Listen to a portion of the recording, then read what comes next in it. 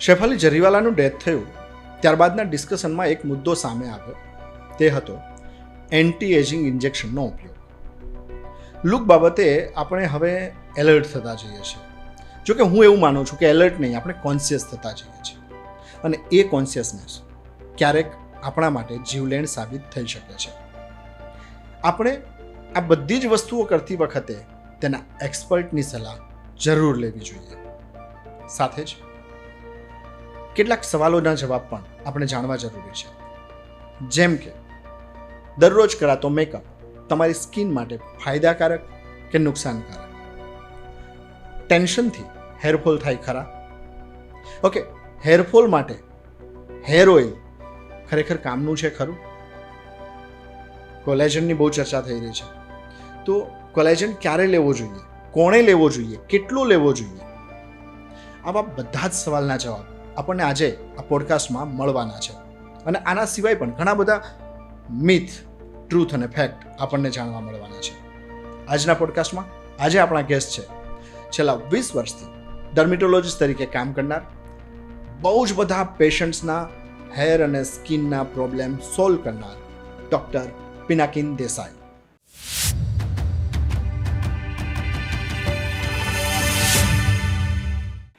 પિનાકિનભાઈ, welcome to beyond boundaries with Jitu Bandhaniya. Thank you. પિનાકિનભાઈ, આજે આપણે મળવાનું એક કારણ છે, એ કેટલીક મીથ કે કેટલીક ચર્ચાઓ જે અત્યારે ચાલી રહી છે એના પર થોડું મને ક્લેરિફિકેશન જોઈએ છે, થોડું સમજવું છે. શેફાલી જરીવાલાનું રિસન્ટલી જ ડેથ થયું અને રીઝન એવું આપવામાં આવ્યું કે સ્કિનને લઈને કોઈક એક મેડિસિન એમને લીધી હતી, કોઈ ઇન્જેક્શન એમને લીધું હતું અને એની કદાચ કોઈક સાઈડ ઇફેક્ટ હતી, આવું ચર્ચામાં હતું. સો મને એવું થાય કે આજ બહુ જ સળગતો ટોપિક છે, ખાસ કરીને યુથ અને ટીનેજર્સ.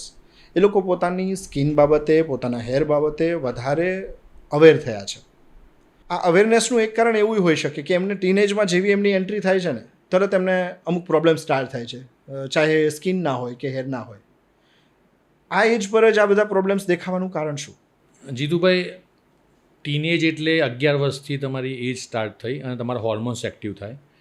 એટલે મેલ અને ફિમેલમાં હોર્મોનલ ચેન્જીસ જે થાય છે એમાં ફિમેલમાં ઇસ્ટ્રોજન અને પ્રોજેસ્ટેરોન એક્ટિવ થાય, એટલે એમનું મેન્સ્ટ્રુઅલ સાયકલ આવે અને એમના શરીરમાં ચેન્જીસ આવે, અને એના જ ઇફેક્ટથી એકની અને ડેન્ડ્રફ અને સ્કિનના કોઈને કોઈ પ્રોબ્લેમ થાય.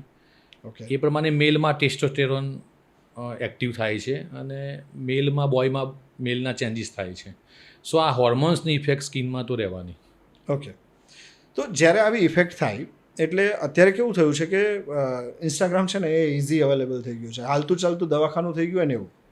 બહુ બધી રીલ્સ છે ને એમાં રેમેડીઝ બતાવતા હોય. હવે આ યંગસ્ટર્સ કે ટીનેજર્સ એ રીલ્સ જોઈને એવું માની લે છે કે એનાથી મારી સ્કિન બેસ્ટ થઈ જશે, મારી સ્કિન ગ્લો થઈ જશે, મારા હેર શાઇની થઈ જશે, એનામાં બહુ જ ગ્રો આવી જશે. એ જે હેવી પ્રોડક્ટ અમુક બાય કરતા હોય છે, એવું ખરેખર કરવું જોઈએ ખરું? જરા પણ નહીં. આ બધું લેક ઓફ નોલેજને લીધે થાય છે. કારણ કે બધું દરેક વસ્તુ ઇન્સ્ટા કે તમે ફેસબુક કે કોઈ રીલમાં જોશો તો નોલેજ ઇઝીલી અવેલેબલ છે, પણ શું ખરેખર નોલેજ તમારા માટે કેટલું પૂરતું છે? સો ટીનેજ મેઇન એ જાણતું નથી કે એની સ્કિન કયા ટાઈપની છે, એના હોર્મોનલ ચેન્જીસથી એના અંદર શું પ્રોબ્લેમ થયા, સ્કિનમાં ઇફેક્ટમાં તમારા ફેમિલી હિસ્ટ્રીની પણ ટ્રાન્સફર થતું હોય જેનેટિકલી. તમારો સ્કિન ટાઈપ ઓઇલી, ડ્રાય અને કોમ્બિનેશન હોય એ જાણ્યા વગર તમે કોઈ પણ પ્રોડક્ટ્સ, અને ઘણી પ્રોડક્ટ્સ રીલ્સમાં હાઇપ કરી દીધી હોય છે, સો એને યંગસ્ટર્સ ફોલો કરીને પોતાનામાં ઉપયોગ કરતા હોય છે. સો પહેલાં તો એમનું નોલેજ, એટલે એમની સ્કિન કઈ ટાઈપની છે, એમનું બંધારણ કેવું બન્યું છે, એમની લાઇફસ્ટાઈલ કેવી છે, એ પ્રમાણે એમને પ્રોડક્ટ સિલેક્ટ કરવી જોઈએ. ઓકે. એટલે જે ઓનલાઈન બાય કરે છે એમાં તો એમને બેઝિક એક પ્રોબ્લેમ કીધો કે આ મારો પ્રોબ્લેમ છે, સામે એ વસ્તુ લીધી, પણ એ પ્રોબ્લેમ થવાના કારણમાં એ લોકો નથી જતા હોતા, રાઈટ? પરફેક્ટ. કારણ કે દરેક વસ્તુનો પ્રોબ્લેમનો જે આન્સર આપ્યો એ દરેક વસ્તુ તમારા ઉપર ઉપયોગી ના પણ હોય. ઓકે. એટલે સ્કિન ટાઈપ જુદા, તો એ પ્રોડક્ટ ચેન્જ કરવી જોઈએ અથવા તો એ યુઝ એનું પ્રમાણમાં કંઈ પ્લસ માઇનસ હોય? એટલે એનું તમને એક એક્ઝામ્પલ આપું. નીમ ફેસ વોશની જ્યારે એકદમ હાઇપ થયું હતું, એટલે કોઈ પણ યંગસ્ટરને પિમ્પલ્સ થાય એટલે નીમ ફેસ વોશ લાવે. એ જ રીતે અત્યારના લેટેસ્ટ ટ્રેન્ડમાં સેલિસિલિક ફેસ વોશ હાઇપ થયું છે. એ બધા ઓઇલ કંટ્રોલ ફેસ વોશ છે સેલિસિલિક એસિડ. એટલે ટીનેજને થોડું ઓઇલ હોર્મોન ચેન્જીસથી આવે નોઝ એરિયા ઉપર, સ્ટાર્ટિંગમાં ત્યાંથી સ્ટાર્ટ થાય, પછી ચીક્સ ઉપર આવતા હોય છે. એટલે તમારા ફેસ વોશનું તમે ચેન્જ કરી દો. એક તો તમે બાળક હતા ત્યારે તમારા મધર એકદમ માઇલ્ડ બેબી ફેસ વોશ કેનો ઉપયોગ કરતા હતા, પછી તમે ટીનેજ છે તમારામાં પિમ્પલ્સ 1-2 ફૂલસી આવી એટલે તમે લોકો આ રીલ્સ જોઈને ફેસ વોશ વાપર્યું હતું. એનાથી શું થશે કે તમારા હજી ઓઇલ નોઝ ઉપર આવ્યું છે અને પિમ્પલ્સ નોઝ ઉપર અથવા તો ચીક્સ ઉપર નીકળ્યો છે, અને એ ફેસ વોશ દિવસમાં 2-3 વખત વાપરવાથી તમારી સ્કિન ડ્રાય ને ઇરિટેટ થઈ જશે. સો આ એકદમ રોંગ છે. આ સિમ્પલ એક્ઝામ્પલ છે કે ટીનેજથી શું મિસ્ટેક થાય છે. તમારા હોર્મોન સેટલ થતાં 15 થી 17 વર્ષ થવાના, ત્યારે તમારું આખું ફેસ પર ઓઇલી રહેશે, કોમ્બિનેશન રહેશે, ડ્રાય એ નક્કી થશે. અને શરૂઆત 12 વર્ષે થાય છે તમારા શરીરમાં ઓઇલ ચેન્જની, કારણ કે હોર્મોન્સ એક્ટિવ થાય એટલે પહેલું ઓઇલ આવે. અને સ્વેટ તો નાનપણથી આવતું હોય, સ્વેટ સાથે કમ્પેર નથી કરવાનું, પણ ઓઇલ આવે. હવે જ્યાં ઓઇલ આવશે, જ્યાં ઓઇલી ગ્લેન્ડ હશે ત્યાં પિમ્પલ્સ થશે. અને માથામાં ઓઇલ આવે એટલે ડેન્ડ્રફ થાય. આટલું આપણું બેઝિકલી સમજી લેવાનું. ડેન્ડ્રફનું રીઝન ઓઇલ હોય. ઓઇલ એટલે ઓઇલી એરિયા સ્કાલ્પમાં છે ત્યાં ડેન્ડ્રફ થાય છે. કે ત્યાં ફંગલ ઇન્ફેક્શન થતું નથી, પણ ફંગલ આપણું જ હોય છે બોડીનું. આપણા બોડીમાં જીતુભાઈ ફેસ પર બેક્ટેરિયા અને સ્કાલ્પમાં ફંગસ હોય છે, જે આપણા નોર્મલ હેબિટન્ટ છે, એટલે આપણા જોડે રહે છે. એ હોર્મોનલ ચેન્જીસ થાય એટલે તમારામાં એ એક્ટિવ હોય, જેનાથી તમે ઘણી વખત જોયું હશે તો આપણા ફેસ ઉપર એનામાં સ્મેલ પણ આવે છે એક ઓઇલની. સો આ બેક્ટેરિયા અને સ્કાલ્પમાં એ ફંગસનો રોલ છે, અને ફેસ પર બેક્ટેરિયા. એ બેક્ટેરિયા હોર્મોનલ ચેન્જીસથી અથવા લાઇફસ્ટાઇલ અથવા તો જેનેટિક કોઈ પ્રકારને લીધે અતિશય વધી જાય, લાઇફસ્ટાઇલ પ્રોપર નથી, કાં તો તમારી ફૂડ હેબિટ છે એવી, કાં તો જેનેટિક છે મધર ફાધરમાંથી, તો પિમ્પલ્સ થવાના. એ બેક્ટેરિયા વધી ગયા એટલે ફેસ પર પિમ્પલ્સ થવાના, અને સ્કાલ્પમાં એ ફંગલ વધી ગયું એટલે એને ડેન્ડ્રફ કહેવાય. એટલે એ વસ્તુને કંટ્રોલ કરવા માટે મેઇન તમારે સ્પોર્ટ્સ એક્ટિવિટી ચાલુ રાખવાની, ફૂડ હેબિટ ઇમ્પ્રૂવ કરવાની, અને એ પ્રમાણે તમને જે જરૂર હોય એ તમારા કન્સલ્ટન્ટ ડૉક્ટર એટલે જે ડર્મેટોલોજીસ્ટ છે એને એડવાઇસ લઈને એ ટીનેજે એ પ્રોડક્ટ્સનું નોલેજ લેવાનું. હજી એક એક્ઝામ્પલ આપું. તમારી સ્કિન ડ્રાય છે, બહાર તડકામાં જાઓ છો કે હવામાનમાં જાઓ છો ને તમારી સ્કિન રેડ રહે, તો તમારે સેન્સિટિવ સ્કિનના કે ફેસ વોશ વાપરવા જોઈએ સેન્સિટિવ સ્કિનના. પણ તમને કોમ્બિનેશન એટલે ફોરેડ અને નોઝ ઉપર આ કોમ્બિનેશન ટી ઝોન કહેવાય, અને ટી બનાવ્યો મેં, ત્યાં ઓઇલ આવે તો એને કોમ્બિનેશન સ્કિન કહેવાય, અને લિટલ અહીંયા ઓઇલ આવતું હોય, અને બધી જ જગ્યાએ આખા ફેસમાં ઓઇલ આવે તો એને ઓઇલી સ્કિન કહેવાય.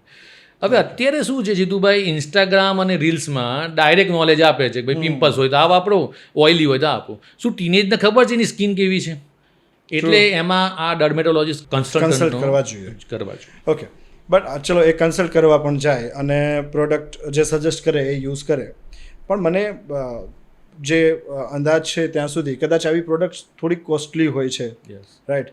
તો હવે જે ટીનેજ છે એમનો પોકેટ પાવર એટલો ન હોય, અથવા તો બજેટ ફ્રેન્ડલી અમુક પ્રોડક્ટ્સ અમને ન મળતી હોય, તો એવી કઈ પ્રોડક્ટ છે અથવા તો કયા કન્ટેન્ટ એ છે કે જે એ લોકો યુઝ કરે, એવી 3 કન્ટેન્ટ કે જે એને ડેઇલી રૂટીનમાં અપનાવી શકે, જે બહુ કોસ્ટલી પણ ના હોય અને એમની સ્કિન અને હેરનો બેનિફિટ પણ જળવાઈ રહે. 2-3 એક્ઝામ્પલ આપું. કોઈ યંગ છોકરો છે, સ્ટડી પણ કરે છે અને રિસન્ટલી 18-19 યર્સ પર જોબ પર પણ ચડ્યો છે, એનું માર્કેટિંગનું કામ છે અને એને ટેનિંગ થાય છે. સો એનું પેલું કન્સર્ન આવશે કે મારું એજ છે કે ભાઈ મારી ટેનિંગ દૂર થાય અને હું એટ્રેક્ટિવ લાગું, તો ગ્લુટાથાયનના ફેસ વોશ આવે છે. ઓકે, કે ગ્લુટાથાયન હોય, વિટામિન સી હોય, એના ફેસ વોશ આવે છે. એનાથી દિવસમાં 3-4 વખત ક્લિન્ઝિંગ કરવામાં આવે ફેસ વોશથી તો ટેનિંગ રિમૂવ થતું હોય છે.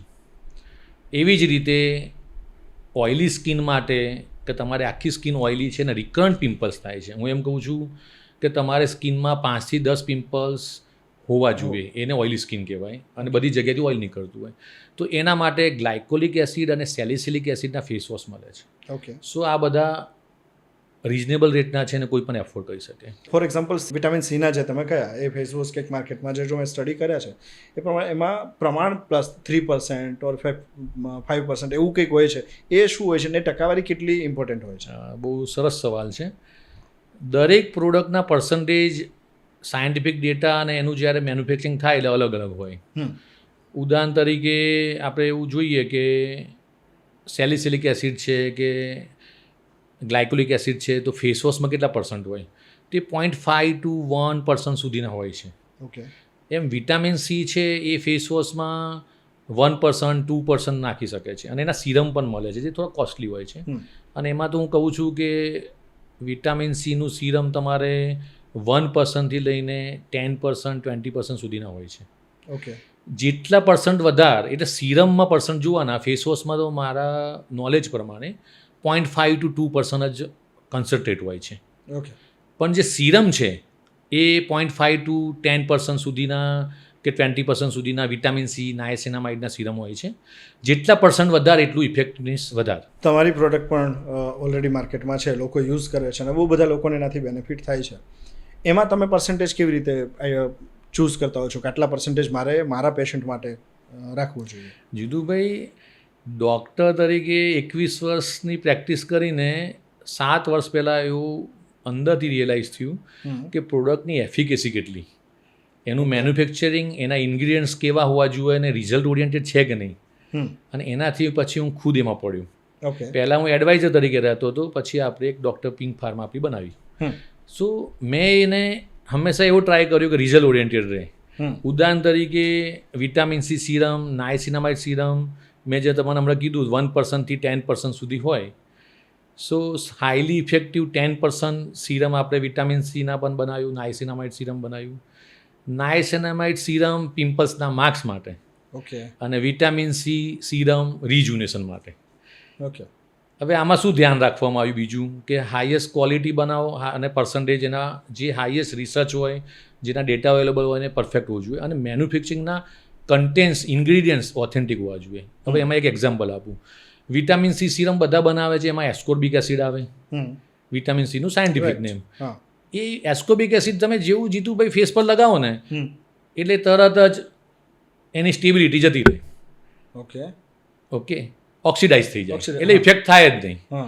સો કયું વિટામિન સી સ્ટેબલ ફોર્મ છે અને ઇફેક્ટિવ છે, તો એનું આપણે રિસર્ચ કરીએ તો માર્કેટમાં અવેલેબલ છે પણ બધી બહુ કોસ્ટલી છે, એટલે આપણે એનું રિસર્ચ કર્યું. તો એમાં નામ આવે છે ઇથાઇલ ઓર એસ્કોર્બિક એસિડ અને એસ્કોર્બાઇક ગ્લુકોસાઇડ. એ હાઈલી સ્ટેબલ છે, પોટેન્ટ છે અને લેસ ઇરિટન્ટ છે. હવે એસ્કોર્બિક એસિડ ડાયરેક્ટ લગાવો જીતુભાઈ એટલે રેડનેસ પણ થઈ શકે, એને ઇરિટેશન કહેવાય.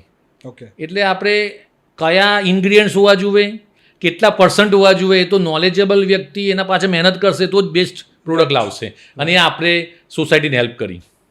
તમારા કહેવા પ્રમાણે મારે એક વસ્તુ એ સમજવું છે કે જે ગર્લ્સની અમુક સ્કિનમાં પ્રોબ્લેમ એમને જે થતા હોય છે, ખાસ કરીને પિગમેન્ટેશનના એ પ્રોબ્લેમ થતા હોય છે, એની પાછળનું રીઝન શું હોય? 3-4 રીઝન છે જીતુભાઈ. હોર્મોનલ ચેન્જીસનો સૌથી હાઈએસ્ટ રોલ હોય. રાઈટ. હોર્મોન્સ વગર કોઈ શક્તિ નહીં.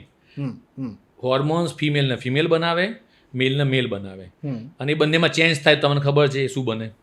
સો ફિમેલમાં જ્યારે પણ બેઠાડું જીવન અથવા તો એક વારસાગત પણ રોલ હોય કે એના મમ્મી પપ્પા એમની બોડી કેવી છે, એમના ડિસીઝ કયા છે અને એમનું બંધારણ કેવું છે, એ બાળકને આવતું હોય જેનેટિક, એને જેનેટિક કહેવાય.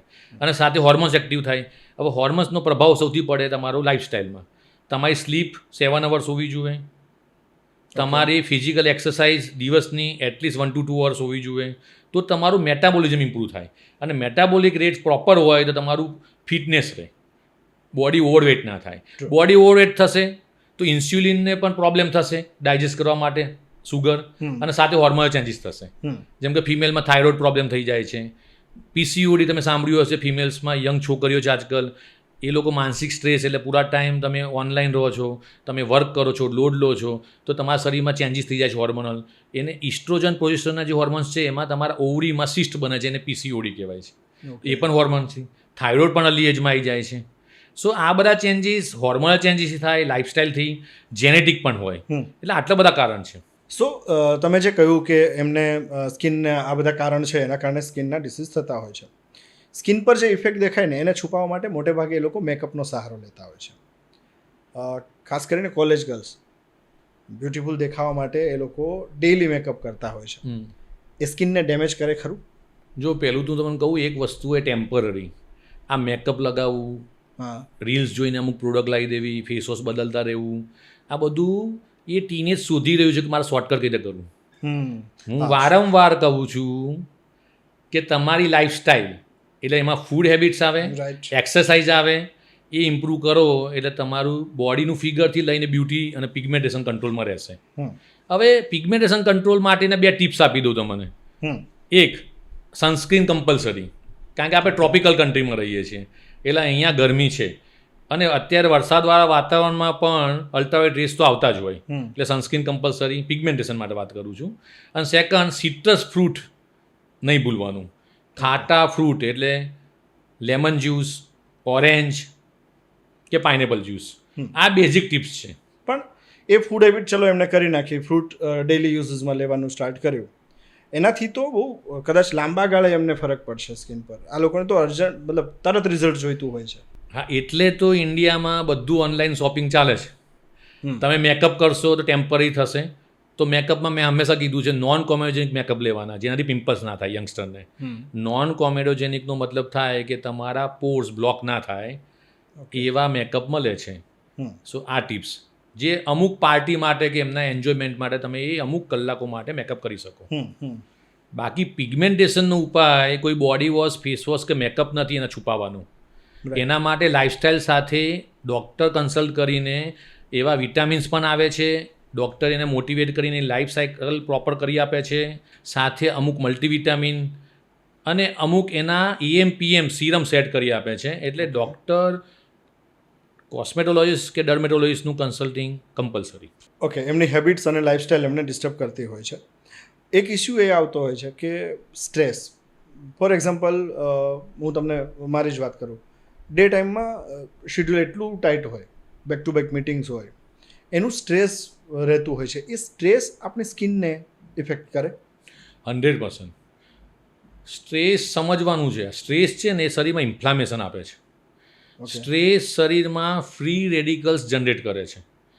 એ ફ્રી રેડિકલ્સ તમારા શરીરના એક સેલને ડેથ તરફ લઈ જાય છે. ઓકે, તો સ્ટ્રેસ શું ના કરી શકે?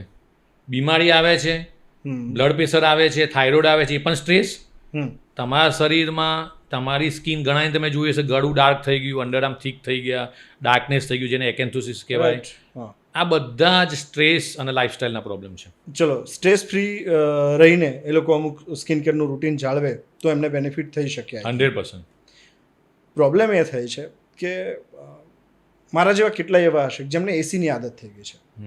હવે મલ્ટિપલ મતલબ તમે કલાકોની કલાકો જ્યારે એસીમાં બેસી રહો છો, એનાથી સ્કિન ડ્રાય થાય. 100%. તો સ્કિન કેરનું રૂટીન કેવું હોવું જોઈએ? એસી તમારા ડ્રાયનેસનું કારણ તો છે જ, પણ મેલ હોય કે ફિમેલ, એમને મોઇશ્ચરાઇઝરનો ઉપયોગ કમ્પલસરી કરવો જોઈએ. ઓકે. હવે મોઇશ્ચરાઇઝર જીતુભાઈ અલગ અલગ ટાઈપના છે, એ સમજવાની જરૂર છે. અત્યારે જે લેટેસ્ટ અને બેસ્ટ જે આવે છે એનું નામ છે હાઇલુરોનિક એસિડ. હાઇલુરોનિક એસિડ બજારમાં 0.5 to 2% સુધી અવેલેબલ છે. એનું સિરમ આવે છે હાઇલુરોનિક એસિડનું, જેને આપણે HA સિરમ કહીએ છીએ. હાઇલુરોનિક એસિડ સિરમ એ નાયા પછી રૂલ ઓફ 3 મિનિટ, 3 મિનિટની અંદર તમારા ફેસ પર લગાવવામાં આવે તો તમારા સ્કિનની અંદર વોટર રિટેન થાય. અચ્છા. એટલે તમારી સ્કિન ડ્રાય ના થાય.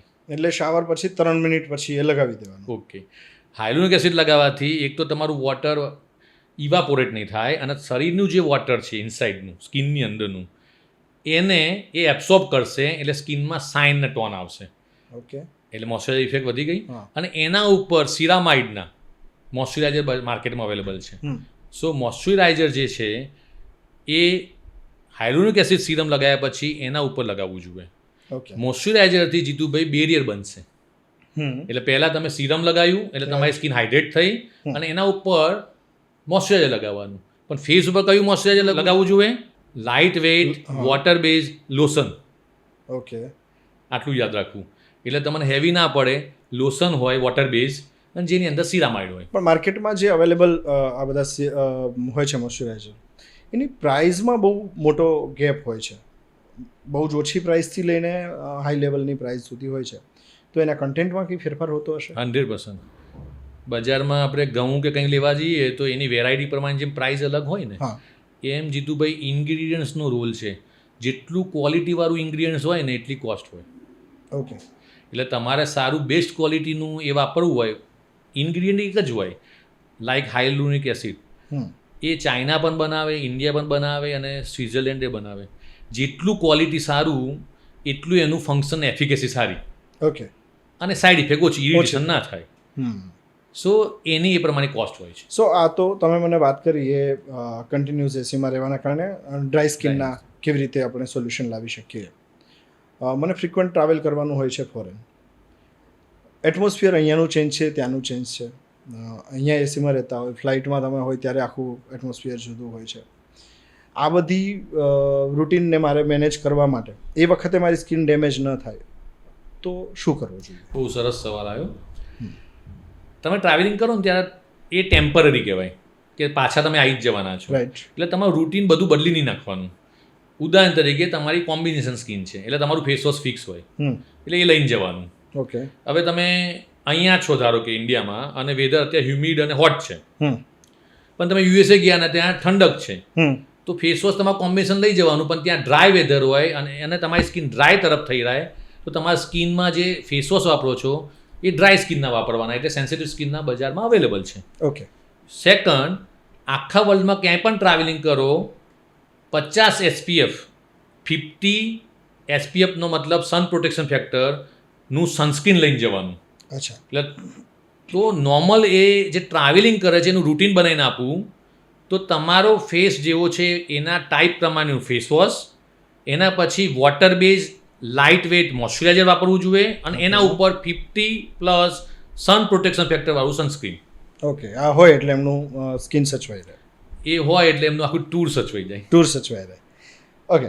હવે થાય છે કેવું કહેવાય છે કે ફર્સ્ટ લુક અથવા તો first impression is last impression. પહેલાં ધ્યાન નથી રખાયું, તમને મળ્યા, તમે આ અમુક વસ્તુનું ગાઈડન્સ આપો, એનાથી થાય ચલો હવે મારે સ્કિનને હું કેર કરીશ અને હું થોડોક સારો લાગીશ. પણ મને એ ધીમે ધીમે રિઝલ્ટ મળે એ નથી જોઈતું હતું. ઇન્સ્ટન્ટ રિઝલ્ટ માટે અમુક ટ્રીટમેન્ટ સ્કિનની કરાવતા હોય છે. એ વાયબલ છે, એ કરાવવી જોઈએ? હા, એટલે બે ટાઈપ છે. તમારા ઘરે કોઈ ફંક્શન આવે ને તમે કશું કર્યું જ નથી બેઝિકથી, જે હું કહું છું, હા, તો ઇન્સ્ટન્ટ ટ્રીટમેન્ટ કરવું હોય તો અત્યારે મેડિકલ ફેશિયલ અવેલેબલ છે. એટલે અમે એઝ એ કોસ્મેટોલોજીસ્ટ હાઇડ્રા ફેશિયલ કરતા હોઈએ છીએ. ઓકે. એ સિમ્પલ પ્રોસિજર છે કે એમાં કોઈ એની કોઈ સાઇડ ઇફેક્ટ કોઈ એવું સાઇડ કશું ઇફેક્ટ જ નથી. You are ready for party. Okay. પછી એવા જીતુભાઈ પીલ પણ આવે છે કે જે તમને ઇન્સ્ટન્ટ ગ્લો આપે છે, લાઈક લેક્ટિક પીલ. અને એવા મશીન પણ હોય છે જે વેક્યુમ અને તમારી સ્કિનના ઉપરના ડેડ સ્કિનને રિમૂવ કરે. એનું નામ છે માઇક્રોડર્મા એબ્રેઝન.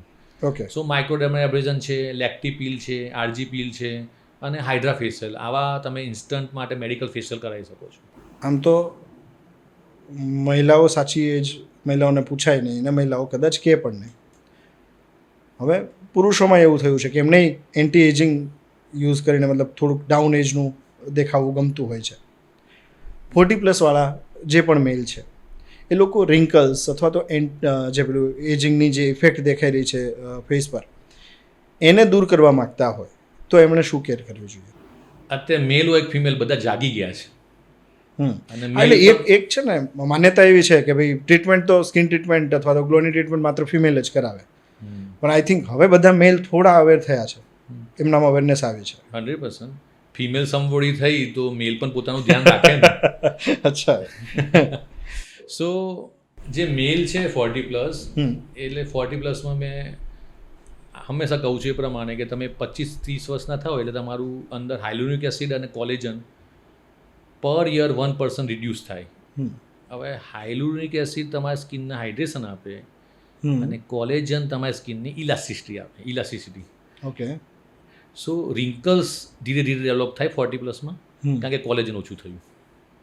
એટલે 40+માં મારી એડવાઇસ છે એક કે એન્ટીઓક્સિડન્ટ માર્કેટમાં મળે છે, ઓથેન્ટિક લેવા, સારી ક્વોલિટીના ડૉક્ટર પ્રિસ્ક્રાઇબવાળા કે જેની અંદર આલ્ફા લાઇપોલિક એસિડ, એસ્થાજેન્થિન એવા કન્ટેન્ટ્સ હોય ઇન્ગ્રીડિયન્ટ્સ. એ બોડીમાં ઇન્ફ્લામેશન નહીં થવા દે, કારણ કે ઇન્ફ્લામેશન એજિંગ પણ કરશે અને હૃદયને નબળું પણ કરી શકે અને લીવર અને ડાયજેશન પણ નબળું કરે સ્ટ્રેસના લીધે. સો 40+ને હંમેશા આપણે એન્ટીઓક્સિડન્ટ આપવાથી એમના બોડીનું રિજ્યુનેશન સારું થાય અને ફેસ પર પણ ઇફેક્ટ આવે. એટલે એન્ટીઓક્સિડન્ટ એમના માટે હંમેશા મસ્ટ.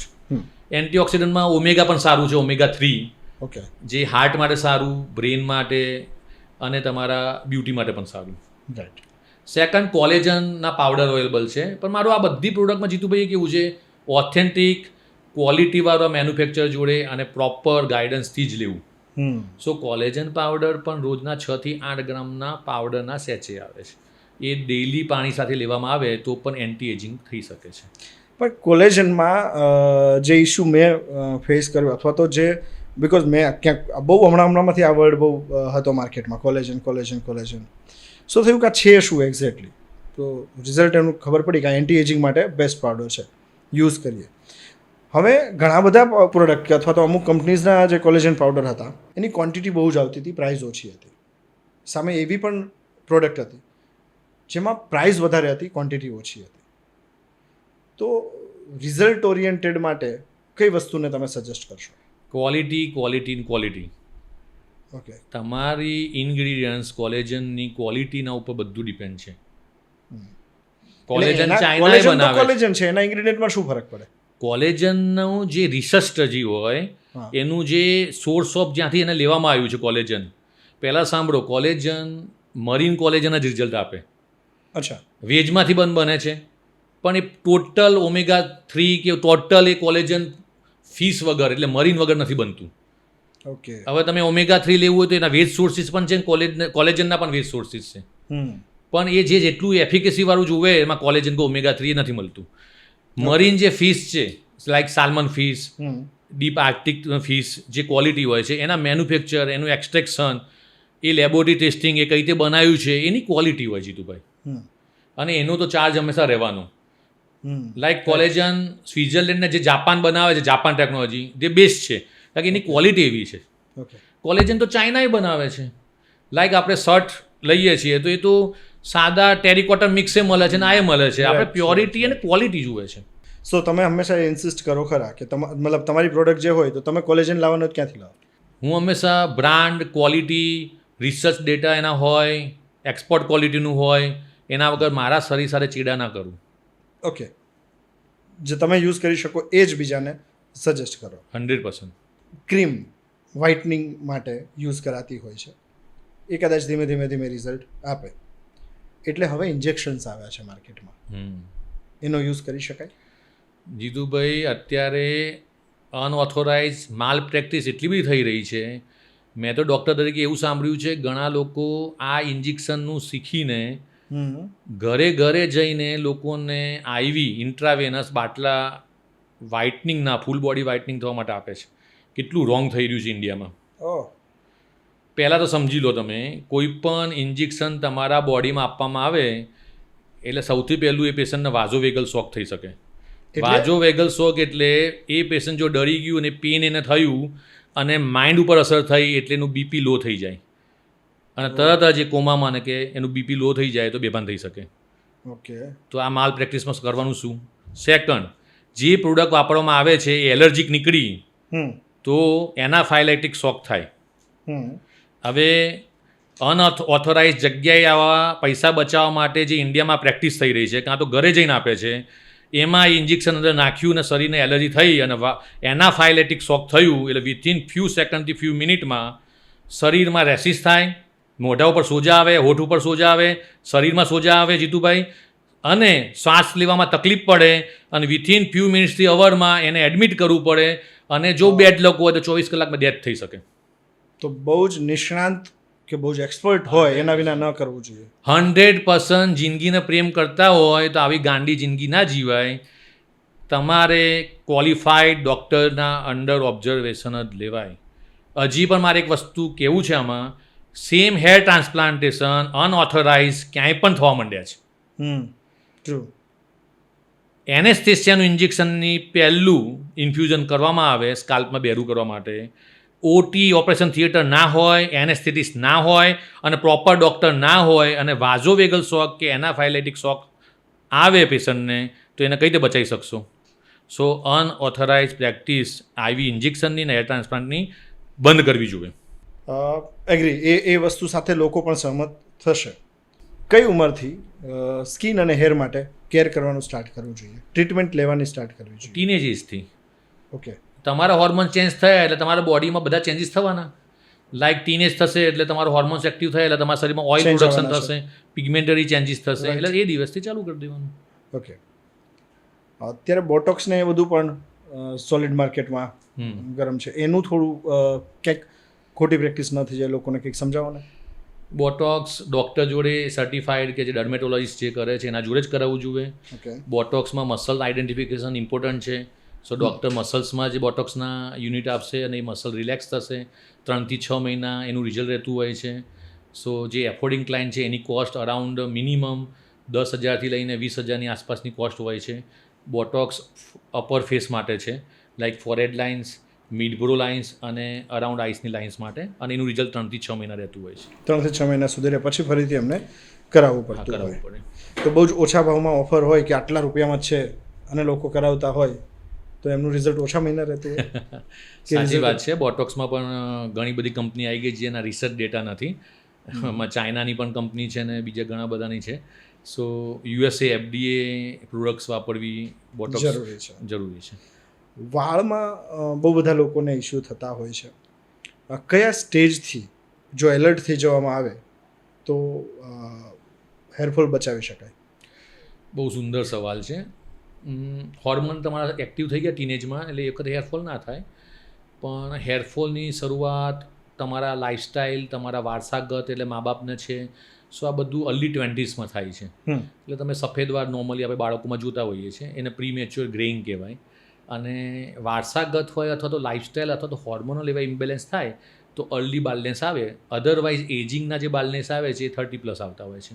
સો મારા હિસાબથી 20માં, અર્લી 20માં જાગૃત થઈ જવું જોઈએ કે 50થી વધારે પર ડે હેરફોલ થતા નથી ને એ જોવાનું. અને એક હોર્મોન્સની આપણા બોડીમાં હેરમાં બહુ ઇફેક્ટ હોય છે. એ હોર્મોન્સનું નામ ટેસ્ટોસ્ટેરોન છે. શું નામ છે સર? ટેસ્ટોસ્ટેરોન. ઓકે, એ ટેસ્ટોસ્ટેરોન આપણા બોડીને એનર્જી આપે છે, જે મેલમાં તો હોય જ છે, ફિમેલમાં પણ નેનોગ્રામમાં હોય છે. એ હોર્મોનલ ચેન્જીસના લીધે જીતુભાઈ આ વાળના રૂટ છે ને એ મિનિચ્યુરાઇઝેશન એટલે ધીરે ધીરે ખતમ થતા જાય ને વાળ અહીંથી ટેમ્પલ એરિયા કહેવાય ત્યાંથી સ્લોલી આ ગેપ વધતો જાય છે. એ અર્લી 20માં ધ્યાન રાખવાનું કે તમારે પોતાની હેર લાઇન પાછળ જઈ રહી છે. પછી અહીંયા જે આપણે ચાંદ કહેતા હોય એટલે ઓસિપુટ એટલે વચ્ચેનો એરિયા, ત્યાં પણ ગેપ આવી રહ્યો છે. ફિમેલમાં જે પાંથી તેલ નાખતા હોય એટલે તેલ નાખવાના ફાયદા એ કે આપણે દેખાય કે બાલનેસ નથી આવી રહી. સો બે રીતે ધ્યાન રાખવાનું કે જે મેં જગ્યા ગયો ત્યાં ગેપ આવી રહ્યો છે, અથવા તો જ્યારે તમે શેમ્પૂ કરો છો તો 50થી વધારે હેરફોલ થાય છે તો તમારે કોન્શિયસ થવાનું. અને આમાં એક સુંદર વાત કહું કે હેરફોલનું કારણ એકલું હોર્મોન્સ ના હોય જે આપણે અર્લી 20માં ધ્યાન રાખીએ. બીમારી, અમુક મેડિસિન, અમુક સ્ટ્રેસ એ પણ હેરફોલ કરતું હોય છે. અને ન્યુટ્રિશનની પણ બહુ ઇફેક્ટ હોય છે. અને ન્યુટ્રિશનની ઇફેક્ટ વધારે ફિમેલમાં જરૂર છે, કારણ કે એમને મેન્સ્ટ્રુઅલ સાયકલ રેગ્યુલર આવે એટલે એમને હિમોગ્લોબિન, ફેરેટિન અને B12ની વધારે જરૂર પડે છે. સો ન્યુટ્રિશનના પણ હેરફોલ થાય ડેફિશિયન્સીથી. ઓકે, એક એવો દાવો કરાતો હોય છે કે આટલા સમય સુધી કન્ટિન્યુઅસ આ હેર સિરમ લો તો હેર પાછા આવી શકતા હોય છે. સાથે એવું પણ એમાં સ્ટેજ મેન્શન કંઈક કરતા હોય છે કે આ સ્ટેજ પર હોય તો, એટલે એક્ઝેક્ટલી હેરના સ્ટેજ કયા કયા હોય? બસ હું એ તમને બેઝિક સમજાવી દઉં. હા, તમે કોઈ બીમારી થઈ, ટાઇફોઇડ, મેલેરિયા ગમે તે, તો એના 1.5 થી 3 મહિનાની અંદર હેરફોલ થાય છે. સો એ એક સ્ટ્રેસ બીમારીના લીધે થયું. આફ્ટર ઇલનેસ જે આવે છે એ પ્રમાણે પ્રેગ્નન્સી પછી કે ઓપરેશન કોઈ વસ્તુનું થયું તો એના પણ 2 મહિના પછી વાળ ઉતરે છે. એ પ્રમાણે કોઈ કેન્સરની મેડિસિન લે છે, કોઈ એવી લોંગ એન્ટીવાયરલ કે એન્ટીબાયોટિક લે છે તો પણ હેરફોલ થાય છે. એ ટોપિક અલગ. અને તમે જે ગ્રેડ 1 to 8 એ મેલ પેટર્ન બાલનેસ કહેવાય, એમાં હોર્મોન્સનો રોલ હોય છે. જે મેં કીધું ને અર્લી 20માં સ્ટાર્ટ થાય એટલે ગ્રેડ 1 થી ગ્રેડ 8 એટલે સ્ટાર્ટિંગમાં જે અહીંયાથી ગેપ આવે છે એ ગ્રેડ 1 કહેવાય. ઓકે, અને એ પાછળ જતાં સેન્ટરનું વચ્ચેનો પાર્ટ બાલનેસ તરફ જાય એ ગ્રેડ 8. એટલે તમે ઘણા વ્યક્તિઓને જોયા હોય કે જેને પાછળ અહીંયા વાળની રીમ જ હોય ને આખું ટાલ હોય, એ ગ્રેડ 8. આ મેલ પેટર્ન બાલનેસ કહેવાય. એમાં 100% હોર્મોન્સનો રોલ. ફિમેલમાં ગ્રેડ 1 થી ગ્રેડ 3 હોય, એમાં પણ હોર્મોન્સનો રોલ. એમનો સિંદૂરનું પાર્ટીશન ધીરે ધીરે પહોળું થતું જાય અને ગ્રેડ 3માં ઘણો બધો ગેપ હોય છે. એ તમે 40-50માં ફિમેલ ગ્રેડ 3 જોતા હોય છો. હવે હોર્મોન્સની બાલનેસમાં કોઈ પણ કંપની એવો દાવો કરે કે આ લગાવો તો વાર આવી જશે ને બંધ કરશો ટકશે, એ જરા પણ માન્ય નથી. તમારે જે પ્રોડક્ટ એ વાળ ઉગાડ્યા એ પ્રોડક્ટને કન્ટિન્યુઅસ લાઈફ ટાઈમ લગાવવી પડે, કારણ કે હોર્મોનલ બાર્નલેસને રોકવાનો ઉપાય જ નથી. જ્યાં સુધી એ યુઝ થતું હોય ત્યાં સુધી અટકે છે, યુઝ કરવાનું બંધ કરી દો એટલે ફરીથી, કારણ કે એના હોર્મોન્સ એક્ટિવ રહેવાના અને એના હોર્મોન હેરના રૂટને ડેમેજ કરશે ને હેરફોલ થશે. ઓકે. સો એના માટે એને લાઇફસ્ટાઇલ ઇમ્પ્રૂવ કરવું પડશે, એવા મેડિસિન આવશે, યોગા કરવા પડશે. હવે સાથે મન શાંત કરવું પડશે, સાથે જો વારસાગત હશે તો એ કઈ રીતે રોકશું? જીન્સ તો પાછા એક્ટિવ થવાના છે. સો જેનેટિકમાં પણ નહીં રિઝલ્ટ આપી શકીએ, હોર્મોનલમાં પણ કન્ટિન્યુઅસ લગાવવું પડશે મેડિસિન. પાણીનું પ્રમાણ, પાણી પીવાનું કે બોડીમાં જે પાણીનું પ્રમાણ છે એ હેરફોલ સાથે કેવી રીતે કનેક્ટેડ છે? હેરનો જે રૂટ હોય એ એના નીચે, દરેક હેર રૂટની નીચે, હેર ફોલિકલ નીચે એક કેપિલરી હોય. તમે જે ખાઓ પીવો અને પાણી પીવો ને એની અસર થાય. જીતુભાઈ, એ હેરને કનેક્ટ કરતું હોય. બોડી એટલું સુંદર ભગવાને બનાવ્યું છે, એક એક સેલમાં એઆઈ સિસ્ટમ છે. ઓકે. હવે તમે પાણી ઓછું પીવો તો ડિહાઇડ્રેશન ત્યાંય થાય. અચ્છા. તમે મિનરલ્સ ઓછા લો, વિટામિન્સ ઓછા લો, પ્રોપર સલાડ, વેજીટેબલ્સ, સૌથી બેસ્ટ તો બીટ, ગાજર, દાડમ, એપલ, એના સૂપ ને જ્યુસ છે. સો આ બધું તમે ઓછું લો, તમારા અંદર ફેરેટીન ઓછું થયું તો પણ રૂટ ઉપર એ કેપિલરીઝ દ્વારા બ્લડ સર્ક્યુલેશન ઓછું થશે, એટલે કુપોષણ થશે, એટલે એ વાળ ખરી જવાનો. તમારે ત્યાં મલ્ટિપલ પેશન્ટ્સ આવતા હશે હેરને લઈને, એમની સૌથી વધારે ફરિયાદ શું હોય? હેરના રિલેટેડ તો સૌથી પહેલી ફરિયાદ તો મારા આટલા મહિનાથી કે આટલા સમયથી હેરફોલ થાય છે. સેકન્ડ હાઈએસ્ટ ફરિયાદ કે મારે તો કન્ટિન્યુઅસ હેરફોલ જ થાય છે, મટતું જ નથી. આ બે ફરિયાદ સૌથી હાઈએસ્ટ હોય છે. અને એવું જ સ્કિન બાબતે, સ્કિનમાં એમની ફર્સ્ટ કમ્પ્લેન શું હોય? પહેલાં હેરનું મારે હજી કંઈક કહેવું છે. જી. શું ઓનલાઈન આટલા બધા લોકો આવી ગયા રીલ્સ બનાવીને, અથવા તો એવા ઘણા બધા છે જે એમેઝોન અને ડાયરેક્ટ પોતાનો બિઝનેસ કરે છે. તો મેં તમને આટલું બધું ઇન્ફોર્મેશન આપ્યું. હવે તમે એક વ્યક્તિ તરીકે, ડૉક્ટર નથી, હું ડૉક્ટર તરીકે કહું છું, હવે તમારે માનવામાં આવે છે કે ગમે તેટલા દાવા કરે ને તમને કાઉન્સલિંગ કરે તો એ હેરફોલ બંધ થશે ને વાળ ઉગી જશે? એટલે ભારતના દેશના લોકોને એ કહેવું છે, એક વખત ડૉક્ટર કન્સલ્ટિંગ એટલે કરી આવવું જોઈએ, કારણ કે મેં જે અત્યારે કીધું એ પ્રોપર તમારા ડાયરેક્શનમાં કહેશે કે હેરફોલના ટાઈપ જ 5-6 ટાઈપના હોય. ઓકે. અને હોર્મોનલના જેનેટિક બાલનેસ બંધ નહીં થાય એટલે સીરમ લગાવવું જ પડશે. હવે એની એટલું બજેટ ના હોય અને તમે ઓનલાઈન લઈને તમે એ પ્રોડક્ટ્સ લઈ લેશો અને પછી 3 મહિના પછી દુઃખી થઈ જશો. સો આવા ઘણા ક્લાયન્ટ આવે છે, બીજી પ્રોડક્ટ લેશે. જીતુભાઈ એટલી દુઃખ થાય છે ને, હું તો અડધું કાઉન્સલિંગ જ કરું છું અને પેશન્ટને કહું છું આટલું મહિનાનું બજેટ નહોતું, આ કરીશ તો જ, અને આ ટેમ્પરરી છે, જો હોર્મોનલ અને જેનેટિક એટલે ફેમિલી હિસ્ટ્રી હશે. બાકી ન્યુટ્રિશનલ બધું હશે. હવે તમે વિચારો, ઓનલાઈનમાં વેચાય છે, ન્યુટ્રિશનનું નોલેજ ના હોય અને એને એ બેનને ન્યુટ્રિશનલ હેરફોલ થયું હોય, બાલનેસ થયું હોય, આપે મિનોક્સિડિલ અને બીજા કન્ટેન્ટ્સ, પેપ્ટાઇડ્સ, વાળ ઉગે પણ ન્યુટ્રિશન સરખું ના કરો તો બાલનેસ તો પાછી આવી જ જવાની. મિનોક્સિડિલ સાથેના મીથ છે, એનું સોલ્યુશન શું? કયા મીથ વધારે ઇફેક્ટ કરે છે? પહેલાં તો આપણે એ સમજવાનું કે સિરમમાં અત્યારે લેટેસ્ટ ટ્રેન્ડ જે ચાલે છે ને, એમાં મિનોક્સિડિલ એક USA FDA એપ્રુવડ છે, જે ડૉક્ટરો જ લખતા હતા, જે અત્યારે ઓનલાઈન ઇઝીલી અવેલેબલ થઈ ગયા છે. પહેલાં ડૉક્ટર પ્રિસ્ક્રાઇબ કરતા હતા. પણ મિનોક્સિડિલનું પહેલું મીથ એ સમજવાનું છે કે મિનોક્સિડિલ લગાવવાનું ચાલુ કરો ને એટલે પહેલાં 1 થી 2 મહિના વાળ ઉતરવાના. અચ્છા, એનાથી ઉતરે? એટલે હું નોલેજ આપવા આવ્યો છું. તમે બજારમાં જોઈને મિનોક્સિડિલ લઈ લીધું, હવે પહેલાં 1 થી 2 મહિના 3 મહિના વાળ ઉતરવાના, એટલે તમે કોને ગાળો બોલશો? એનો મતલબ કે ડાયરેક્ટ ઓનલાઈન ના લેવાય, એને પકડીને થોડો ગાળો બોલવી જોઈએ. તો 3 મહિના વાળ ઉતરવાના, 2-3 મહિના પછી વાળ ઉગવાનું ચાલુ થશે. જ્યાં સુધી લગાવશો ત્યાં સુધી વાળ ઉગશે. જેવું બંધ કરશો એટલે હેરની સાયકલ પાછી ચેન્જ થશે, કારણ કે મિનોક્સિડિલ તમારા વાળને એક્ટિવ સ્ટેજમાં લઈ જાય છે. હવે એને એક્ટિવ સ્ટેજમાં લાવતા 4-5 મહિના થાય એટલે પેલા હેરફોલ કરી દીધા, અને પછી એ ઉગ્યા જ કરે. બંધ કરશો પાછું જવાનું. આ નોલેજ આપો તો મિનોક્સિડિલ લગાવાય, અને હોર્મોનલ બાલનેસ સાથે મિનોક્સિડિલ કન્ટિન્યુઅસ લગાવવું જોઈએ, કારણ કે USA FDA એપ્રુવ છે. પણ આના કરતાં પણ એક સેફ પેપ્ટાઇડ્સ બધા આવી ગયા છે, જે સ્ટેમ સેલ એક્ટિવેટર છે હેરના. એનું નામ એનાગેન, રેડેન્સિલ, બાયકેપિન, કેપેક્સિલ છે. એમાં કેપેક્સિલ છે અને સૌથી બેસ્ટ છે. કારણ કે કેપેક્સિલ છે એ હોર્મોનલ બાલનેસ માટે જે ટેસ્ટોસ્ટેરોન જવાબદાર છે એ એક્ટિવ ટેસ્ટોસ્ટેરોન એટલે DHT માં કન્વર્ટ થાય છે અને હેરના રૂટમાં હેરને ડેમેજ કરીને રિમૂવ કરે છે.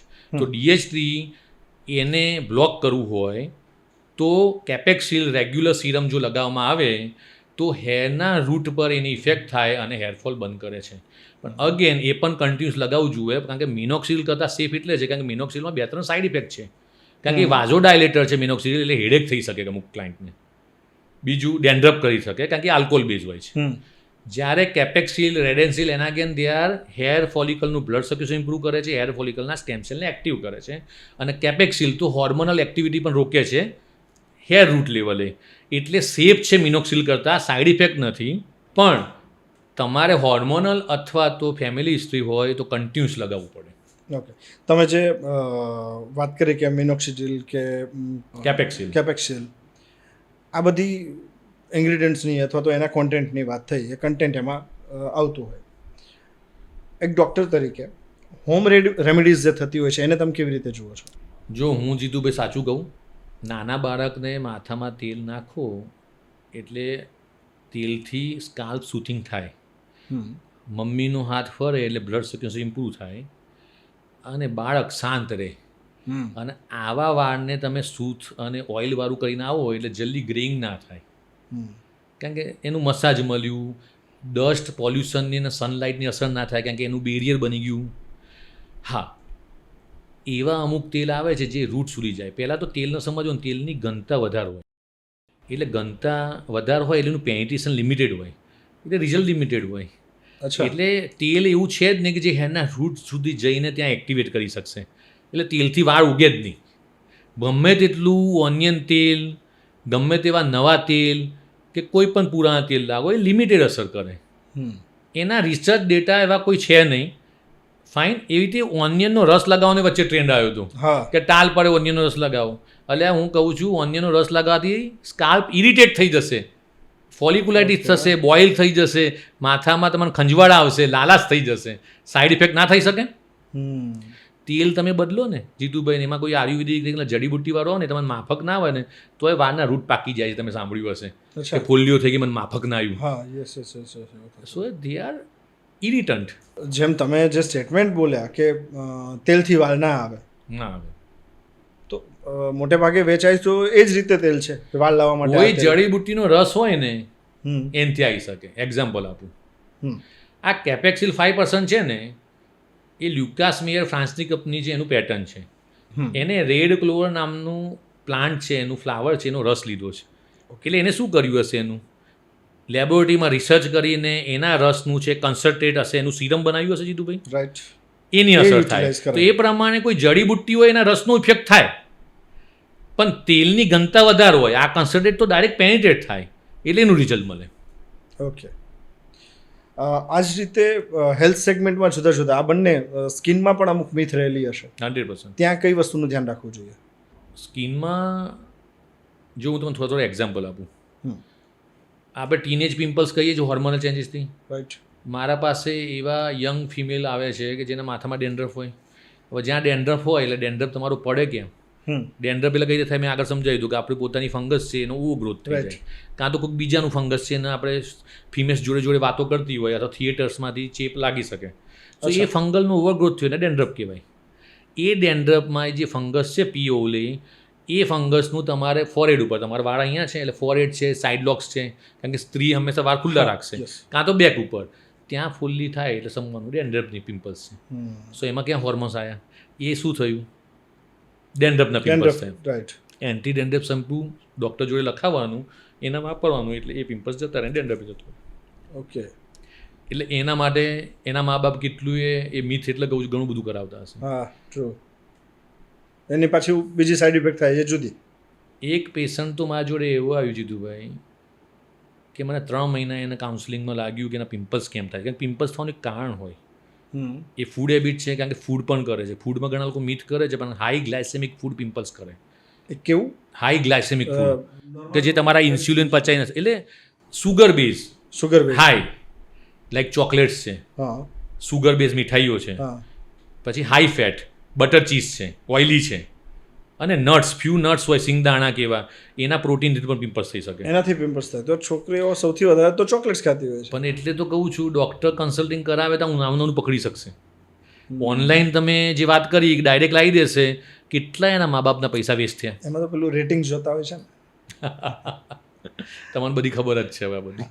બટ એટલે એ રેટિંગની જે વાત છે, ચલો એ તો it's a game of marketing. But મને એ સમજવું છે કે એક ડૉક્ટર તરીકે યંગસ્ટર્સને તમે શું સંદેશો આપશો? નોલેજ ઇઝી અવેલેબલ છે અત્યારે, પણ તોય અજ્ઞાનતા છે. એટલે યંગસ્ટરને બધું ઇઝી અવેલેબલ છે ઓનલાઈન. એ ChatGPT હોય કે ગૂગલ હોય કે આ તો ઓનલાઈન કોઈ પણ પ્રોડક્ટ છે એનું નોલેજ લઈ લે છે, એનું રિઝલ્ટ મળશે, પણ they are temporary without guidance. એટલે તમારે એક વખત એવા કન્સલ્ટન્ટ અથવા તો ડૉક્ટરની ગાઈડન્સ લયા પછી મેઇન એનું કારણ ઉપર કંટ્રોલ કર્યા પછી પરમેનન્ટ રિઝલ્ટ તરફ જવું જોઈએ. So thank you very much પિનાકીનભાઈ. ડૉક્ટર પિનાકીન દેસાઈએ જે આપણને સ્કિન અને હેર બાબતે ટ્રુથ કીધા, ફેક્ટ કીધા અને સાથે સાથે આપણને અવેર કર્યા એમાં રહેલા મીથ વિશે, એ જાણવું જરૂરી હતું.